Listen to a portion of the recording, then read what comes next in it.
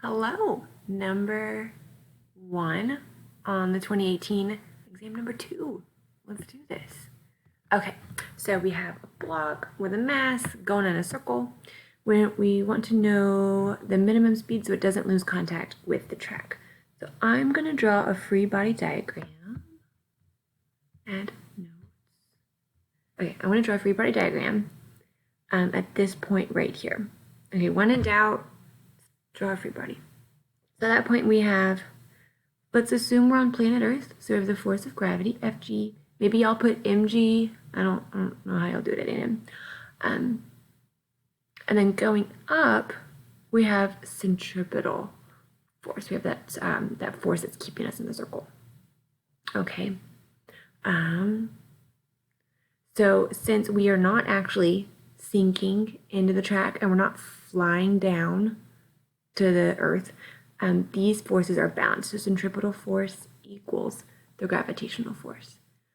All right, the formula for gravitational force is mg. The formula for centripetal acceleration, or centripetal force, is mv squared over r.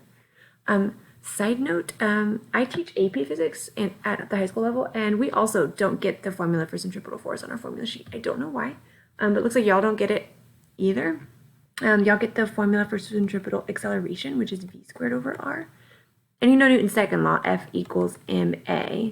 So centripetal force, it's just m times centripetal acceleration. So instead of a, you put this thing, v squared over r. So that's where this formula comes from, in case you were curious. But it turns out the mass is on both sides, and I don't like doing extra work, so we just can't pull it out.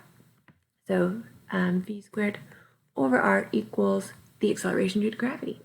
And we're solving for the speed, so we need to get v by itself. Right now we're dividing by r, so you need to multiply both sides by r. So that's g times r. So v squared equals this stuff, but we want to get just v. So v equals the square root of gr. All right, that's all you got to do. So that is the square root of 9.8. And then the radius is 0.4. 9.8 times 0.4, square root that, 1.98. There we go. That's how you do that. All right.